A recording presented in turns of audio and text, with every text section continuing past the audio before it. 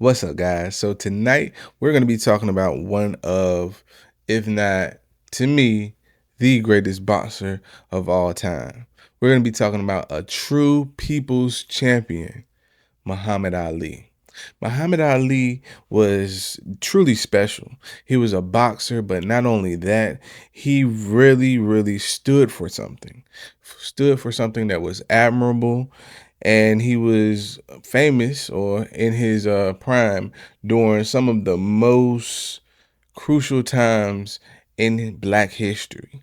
So he was fighting for civil rights, and he was using his celebrity and platform to truly be heard and make a difference. And that is why, in my book, he goes down as one of the greatest. A lot of boxers nowadays, they're great and they're really just focused on the money. You think of boxers like Floyd Mayweather. He's focused on the money. But Ali was a true people's champion, and he really stood for something besides just money. Let's check out Muhammad Ali's 10 Rules to Success on the Evan Carmichael Show. Make sure you guys go check him out. He has awesome content, and let's dive in. And you're looking up at me saying, Ali, don't do it. I'm chopping trees. I've done something special. Now, don't pay no attention to what they say about me. I told you all that I was the greatest of all time. But my main fight is for freedom and equality. And you really can't plan a fight when you're meeting a man you've never met before, right? I'm gonna dance and be pretty. I'm just gonna win on points. Maybe sometimes the will can outdo the skill. You are fighting the greatest fight of all times. This is the Ali Show. He's an American former professional boxer. He's widely considered among the greatest heavyweights in the history of the sport. He's one of the most recognized sports figures of the past 100 years. He's Muhammad Ali, and here are his top 10 rules for success. My thinking is so superior, and my knowledge is so positive, and my logic is so wise until it clashes with their mentality, which is down here and I'm up there. So by me being so high, I can see more and see farther than you. And you're looking up at me saying, Ali, don't do it. Ali, please stop, make it hurt. And you're on a job making 60, 70 pounds a week, or whoever this guy is. Never been out of the country, not known in his own neighborhood. Ali, don't do it. But I'm at such a high level until I don't think like you. I'm not like you. Now I say you, I mean the other person. But you know why they say that. I mean, it's for the best possible reasons, though. They fear and they are wary. It looks dangerous to them. That's but it's not really that dangerous to me. Okay.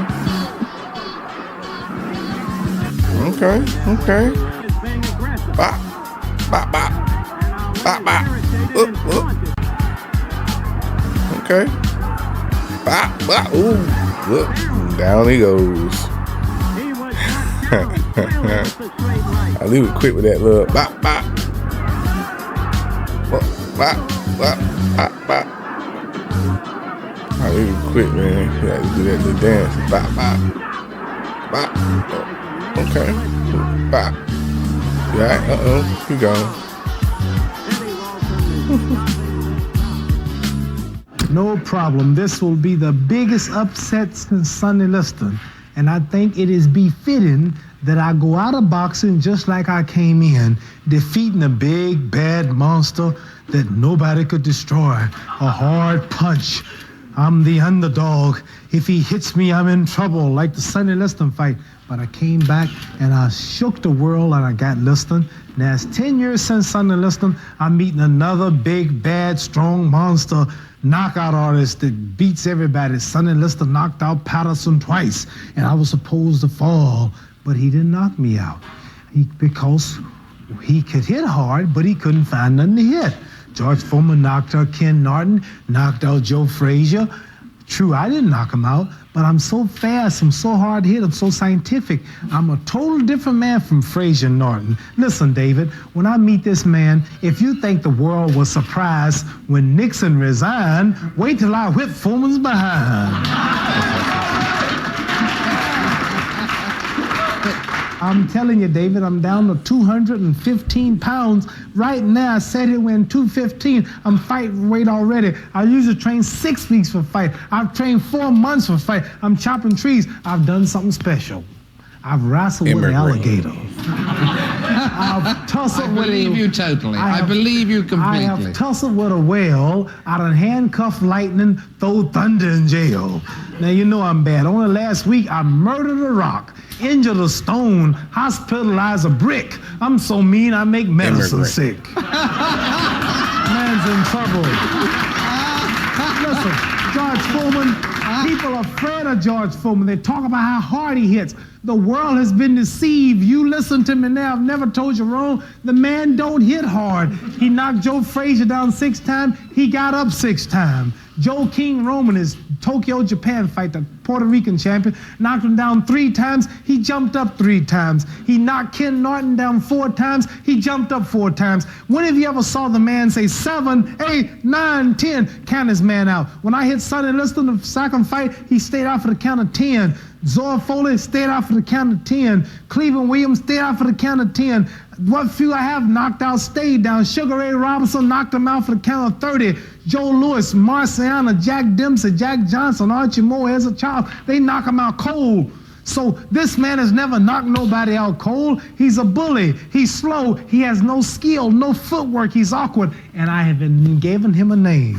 I named Floyd Patterson the Rabbit. I named Sonny Liston the Bear. And he shall be known as officially as the Mummy. The Mummy. And why the Mummy? Because he fights. When he's fighting, if you ever watch him in the ring, he drags like that after his opponent.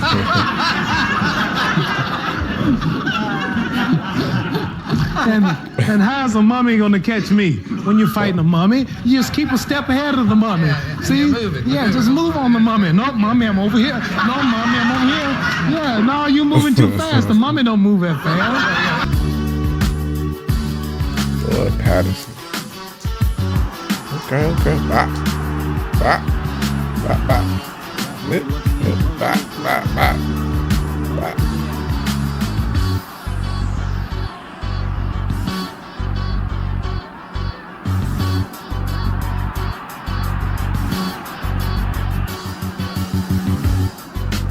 Ali's just tall and long with it too.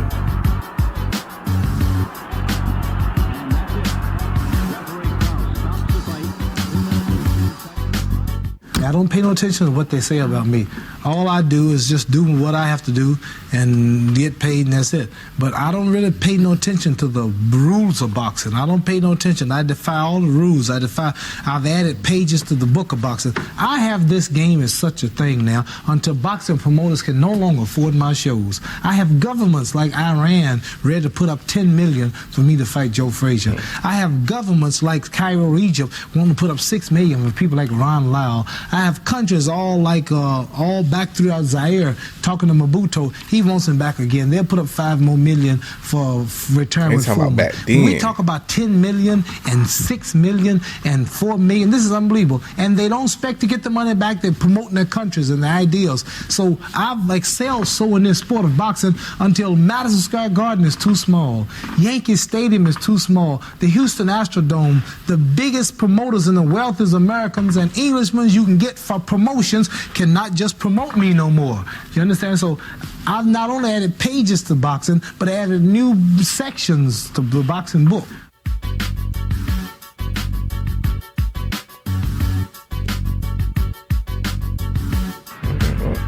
Okay.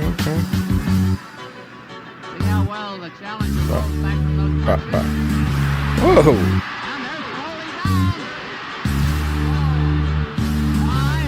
I didn't even see what happened right there. Foley is up at 9. Talk about Foley's courage. Champion has plenty himself. There's no question. He tagging him on the side. Quick. Bop. Can't even see it.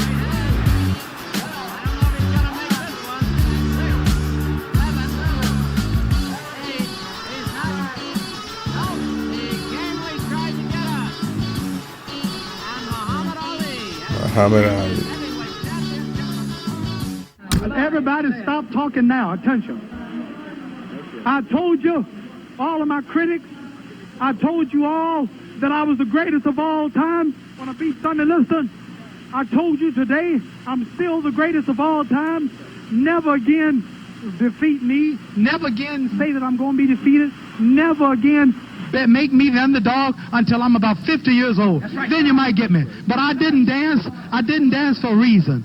I wanted to make him lose all his power. I kept telling him he had no punch. He couldn't hit. He's swinging like a sissy. He's missing. Let me see your box. I hadn't started dancing yet. You can't say my legs are gone. You can't say I was tired, because what happened? I didn't dance from the second round on. I stayed on the ropes.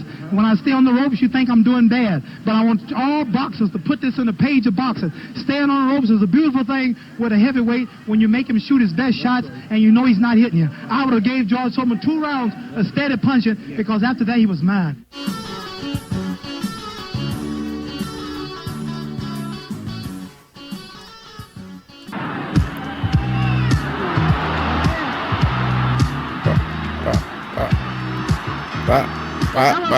Ali making him look silly, man.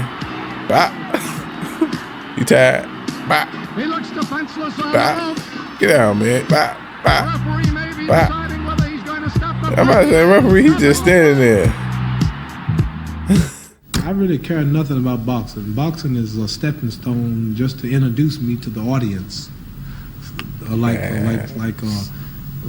if I was still in Louisville, Kentucky, and never was a boxer, I might get killed next week in some type of freedom struggle, and you never read the news. Mm-hmm. But now, if I'm even say the wrong thing, it makes news. So like, boxing is just to introduce me to the struggle. Like when I speak, I draw people in the States to draw my people, to teach them various things which will give them dignity, pride, and self-help, and go for self, help the ghetto, and help the dope, prostitution problem, the juveniles, and I use my image to help or do all I can to stop a lot of trouble among our own people, fighting and killing each other. So boxing is just going to be another year, but my main fight is for freedom and equality, and this is what I plan to do in boxing. It's good for livelihood, but mainly money don't really mean nothing, because I proved that when I gave up the title, not knowing if I'm coming back or not for 4 years, and they let me back on my terms. I didn't deny nothing, I believe. It's still the same everything. So if even today, if my title hadn't been given back to me, if I got such in poverty where I had to go find a job, I would have did that. But I made a good living speaking in colleges, because the war got unpopular, and so many black militants who were trying to do all they could, and I was naturally right in the middle of all of it and represented it, and that kept me alive. But if I couldn't fight, I would still not be fighting. So number one comes freedom first for my people, equality, and this is what I plan to do after I'm through fighting, working with nothing but the people, the little people in the alleys, the wine heads, the downtrodden people, going out among them and helping them with my image. Hopefully you guys can see why Ali is the people's champion. I love Ali. All right, so first 5 rules: think differently. Don't think the same as everyone else.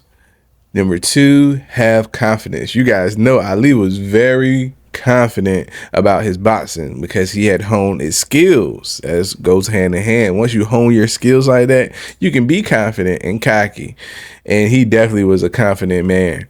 Number 3, defy the rules. Don't be scared to step outside of the box. 4, stick to your game plan. He was very calculated about how he fought each fighter. He had a plan and he stuck to his plan. Number 5, have a bigger vision, and he definitely did. You guys just heard it was much more than just being a professional boxer that, got a lot of money. His vision was much bigger than that. Let's keep going to see the other 5 rules.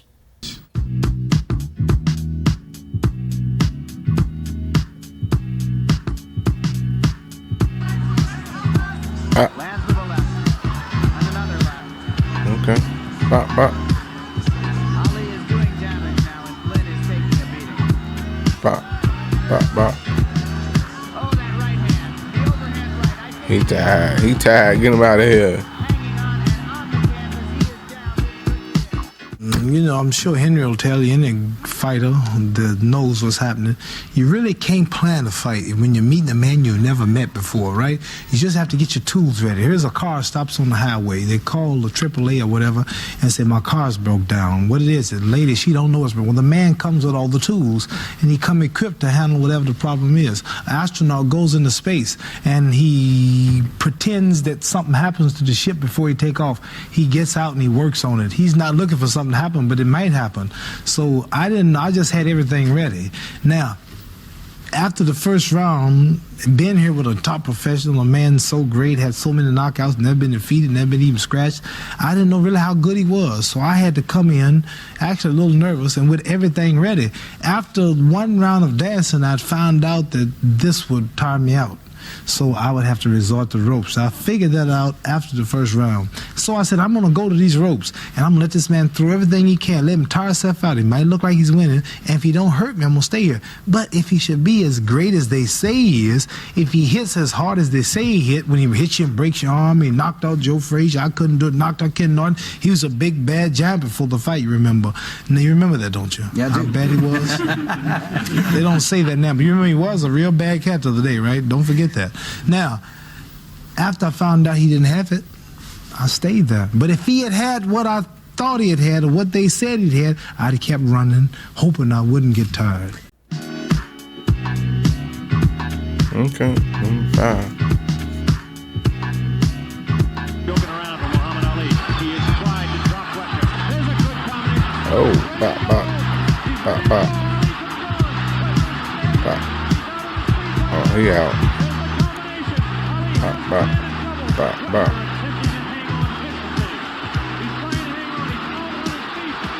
He hurt. Bop. He threw the ropes. He hurt.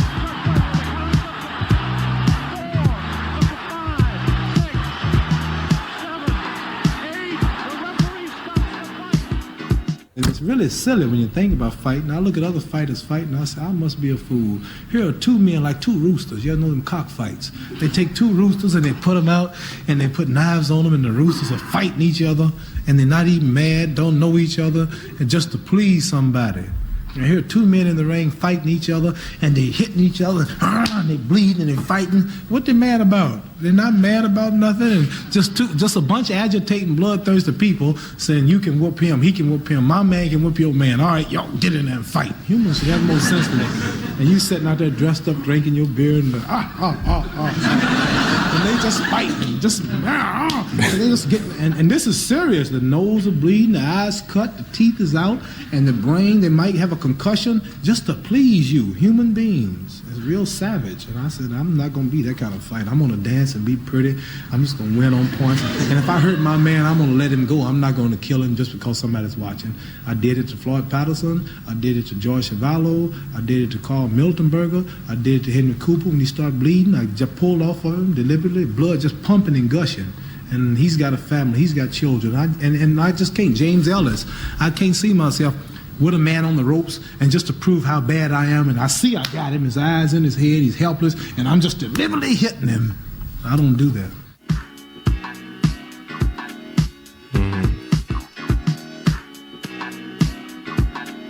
1:30 left in the fight.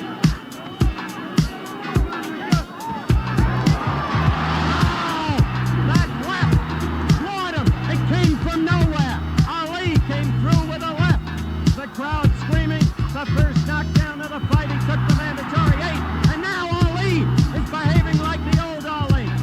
One more knockdown in this round. The fight is automatically over. Bonavena is running. If he goes down again, it's over. Ali is the knockout winner at 2 minutes and 3 seconds by my unofficial clock of the final round. It began with a left. I'm going up to ring center. Whether it's a world champion boxer, a basketball player, a track star, a horse, even animals, I find out that this Mark Spitz, for an example, he's a world champion. But what made him the world champion was that he seemed to, at the right time when the pressure's down, at the last few yards, he can get that lead, or he's got enough left to make it. I fought Ken Norton, my last fight. The fight was even up until the last round, but I had something that he didn't have, although I'm much older, and that was the last-minute kick. What's that last-minute kick? Is that something? Just the stamina, the strength, it's more than training, though. The mental capacity, to realize what's involved and how important it is to make your body do something. It's really too hard to do. Your mind makes you do it. Mark Spitz, this Olympic track star I was mentioning, he wasn't that much greater than all the people in the world, but sometimes he won by just that much. And the champion is just one who can come out at the last minute and close the show. As they say, the star closes the show. A 14, 15-round fight, and it's even, and usually this champion, you can depend on him to come through the last few seconds and find some energy from somewhere. Is it discipline? Or not only that, it's mental and physical. His body's in physical shape to do it, plus mentally too. He's got himself in condition where both fellas may be, sometimes the will can outdo the skill. And sometimes a fella's will is stronger than the man who's actually better physically, and the determination and weakens the other man just to see him so determined.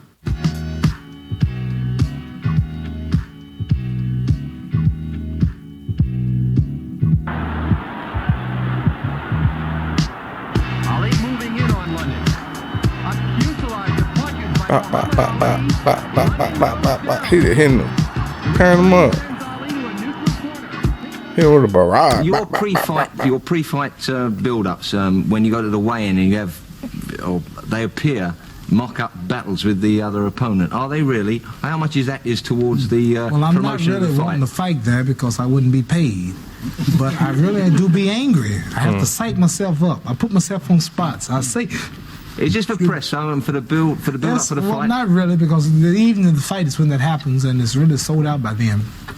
But it actually puts fear in your opponent, like George Foreman. Just before the fight, I'm looking at him, and the man's giving his instructions. I said, "Sucker, you are in trouble tonight. You are fighting the greatest fight of all times. You heard I was the greatest, like you just said you heard this, now you see it. I said, you said I was the greatest, but you're gonna see. I'm fast, sucker. I'm gonna burn you up. You were fighting your idol.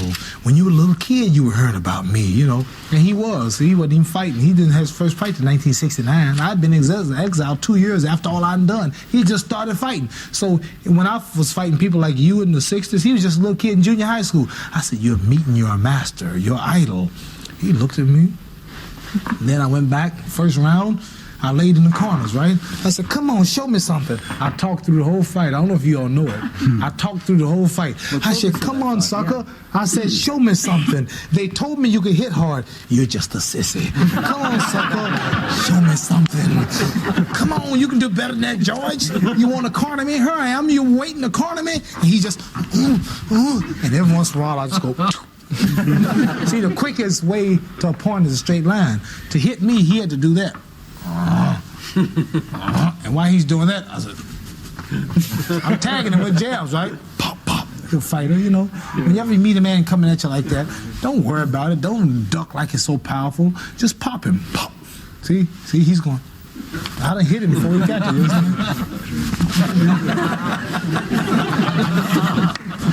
He's sticking one in. What else did you say to him, Alan? What else did you say to him? Oh, I grabbed his head sometimes and I said, look at you. Round 7, and you're tired. You have 8 more rounds to go. Come on, keep punching. I want you to get tired. I said, uh-oh. I said, this is the wrong place to get tired. This is the wrong place to get tired. And he's just throwing them. I said, then he got a couple of bruises. You notice his face is kind of swollen. I said, look at you. You're the world heavyweight champion. You're the world, whoop's hitting him. You're the world heavyweight champion. And look at me. You can't. Pop, I hit you. Just said, watch out, here come another one. Pop, I said, look at that. Look at that. He threw it in there. I said, come on, get him. I'm going back to the rope now. I laid back. I said, okay, take your best shot. He's breathing. I said, oh, you finished, boy. You are in trouble. I said, you don't have but 2 chances, slim and none. You're in trouble. I talked to him through the whole fight.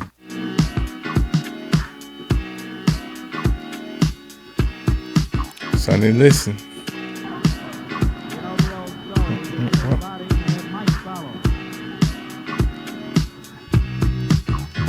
Bop. His jab so terrible, man. He just hit him with a bop. Boy be falling. He out. He out. Send him home, coach. I was told that it's a big honor to be invited to speak at a place like Harvard.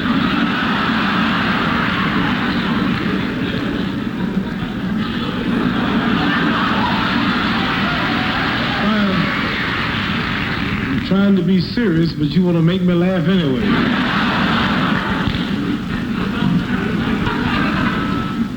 I understand that out of people such as you all come presidents and governors and mayors and great doctors and physicians and scientists and everything. So I said, well, to get something together to talk to these people, it's got to be pretty heavy. If you had told me I'd be offered a professorship to teach philosophy and poetry at Oxford and speaking at Harvard, man, I never would have believed it. So I'm real humble, and I'm thankful to be here at such a high seat of learning, and I'm just a boxer when most boxers can't even talk. You couldn't invite Joe Frazier, George Foreman.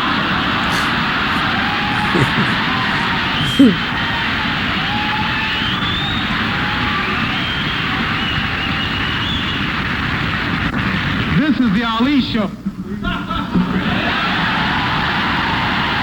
And this is,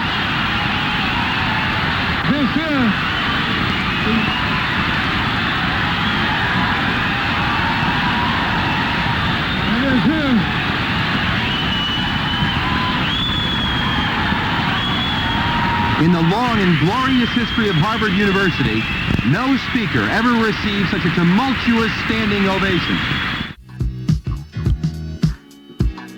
George Foreman. Here we go. Okay, round 8. Pop. Pop. Pop. Pop. Pop, pop, pop, pop. He been on.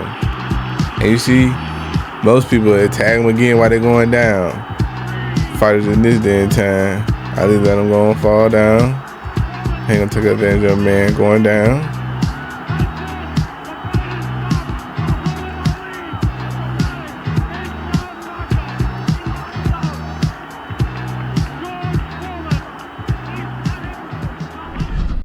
All right, so the last 5 rules were: be prepared to handle anything. Prepare.